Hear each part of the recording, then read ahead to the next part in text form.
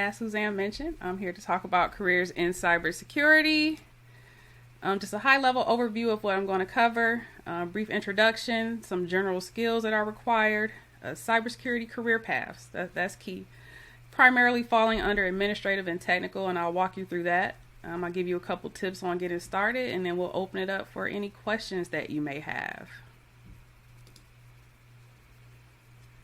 Suzanne gave me a great introduction already. This is just a snapshot of everything.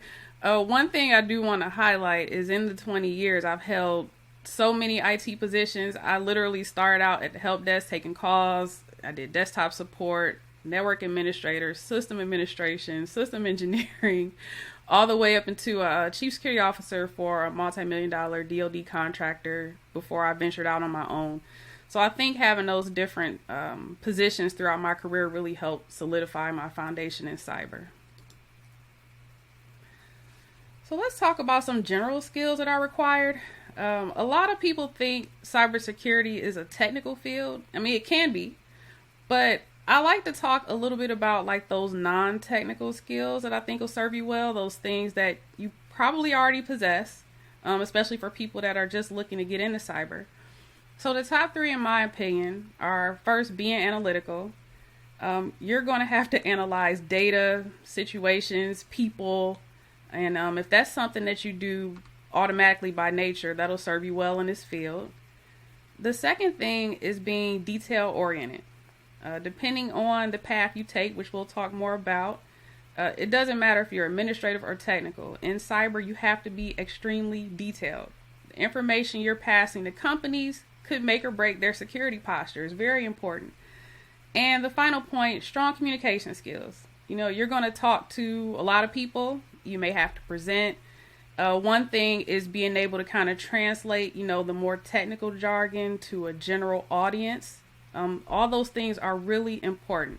So for anyone that's interested in kind of diving into cyber, try these things now and what you're doing and just get practice that way. So I think we all can agree that cybersecurity is one of the hottest, if not the hottest, job market in the country, right? And the options are endless. And I get a lot of people that reach out to me and they say, well, I want to get into cyber, but I don't know what I want to do in cyber. It's a question that's asked a lot. So the path I take people on is, let's start by choosing whether you want to try an administrative track or a technical track. So I will explain that further. So for administrative careers, think about things like policy and documentation. Even at your current job, you've probably been audited. You probably had to sign, I hope, some security documentation such as an acceptable use policy, which kind of says, what you will and won't do on the network. There should be like an information security policy. There's someone in that company that's creating and maintaining that documentation. I like documentation. Not everyone does, but for me, I gear more towards the administrative side. I've done technical. I prefer administrative. But if you like documentation, I would say there are a number of administrative careers you can choose in cyber. So in addition to auditing and policy, at a high level, you have something called governance, risk, and compliance, or GRC for short. So think about the different compliance frameworks that's out there. Something that everyone can relate to is HIPAA, right? You go to the doctor's office, you have some form you have to sign out. You should read it. You should read everything before you sign it.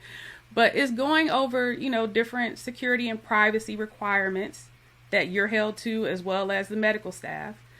They have to be assessed on those things and make sure that they're complying with the framework. So if that intrigues you, again, the auditing compliance side is really good and considered administrative. Another role is a CISO, Chief Information Security Officer. This is kind of a hybrid between administrative and technical, and that's why I listed that as the last bullet point.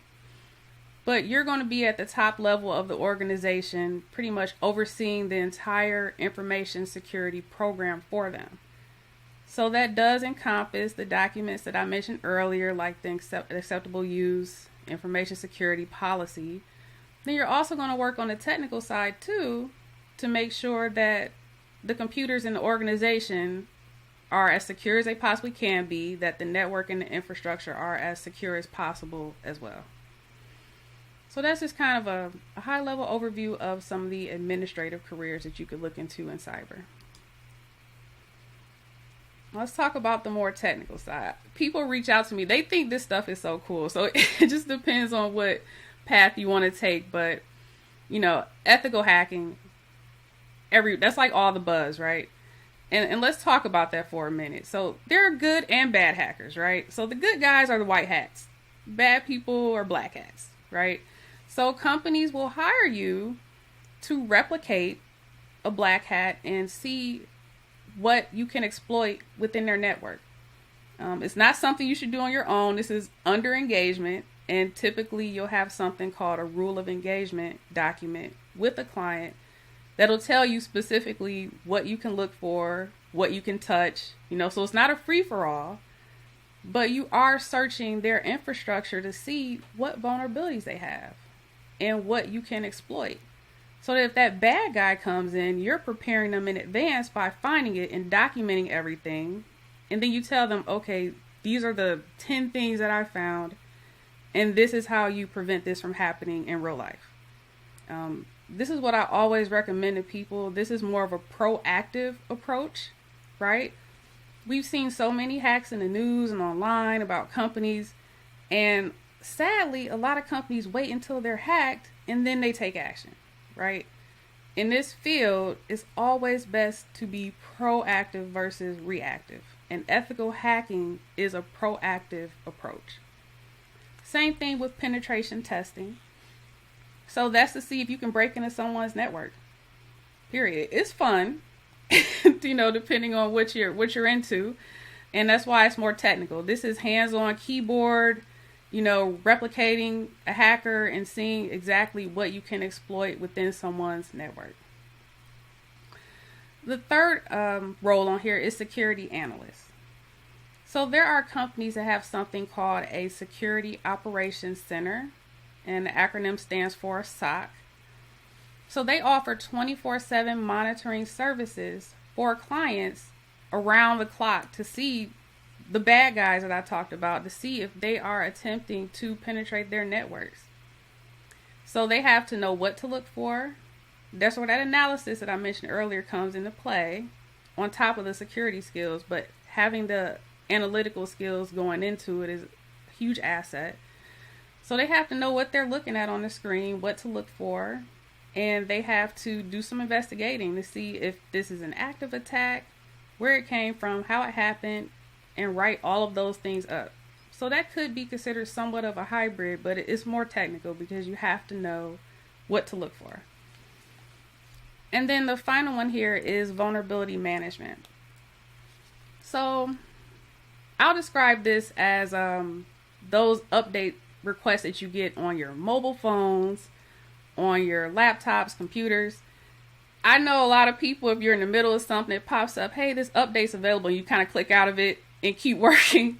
I don't recommend that, right? Because if they're giving you that means that a vulnerability was identified, and those patch updates are to address them. So don't click out of those. But in terms of the role, one of the things a vulnerability management person does is stay on top of all the latest vulnerabilities and threats that are out there that have been identified. They make sure that networks receive, patch management. You should have a patch management policy and procedure. A lot of people don't, sadly, but they make sure that there's an actual vulnerability management program within the company to ensure any identified vulnerabilities are addressed. And this is technical because you need to know what to look for here too. Whether it's, software applications or different operating systems, Windows, Mac OS, whatever it may be, vulnerability management is a really good career to have in cyber. So let's talk a little bit about, gaining experience. As Suzanne mentioned, they have some really good boot camps available and some grants. So definitely look into that.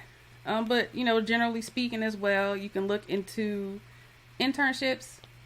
And I've had people reach out to me and say, well, they had an internship opportunity, but it's not paid. They're not all going to be paid. You have to think about how important is it for you to gain the experience.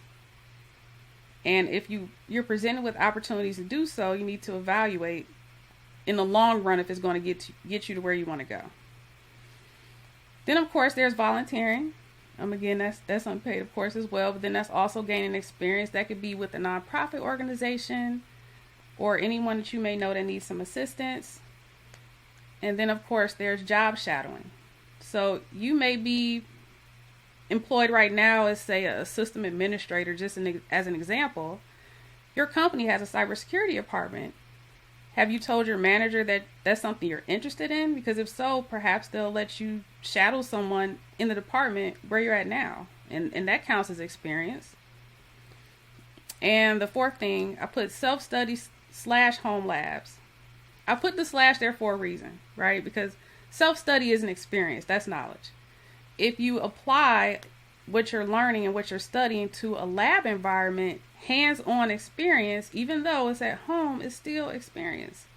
You have to get, especially if you're going to be on the technical side, you have to get on the command line, you have to get on the keyboard and actually execute the things that you're studying and reading about. And then the final bullet point here is certifications. Again, I know that Suzanne also offers, certification boot camps, and I like that it's coupled with, some real world experience, because that's really important. And one misconception that I know a lot of people have is they think, oh, well, I just want to get a certification and go make 6 figures or something like that. And that is such a huge misconception, but a lot of people think that. I've had people contact me and say that. And one thing, I put in parentheses, learn and practice, because I think certifications are great. It shows that you put forth the additional effort to study and pass the exam, but that's not it. It can't stop there. Like, you have to actually apply the things that you learn in the certification. I mentioned the labs, do that. Make sure that you're actually putting what you learn and what you're studying into play, even if you're doing it in a home environment.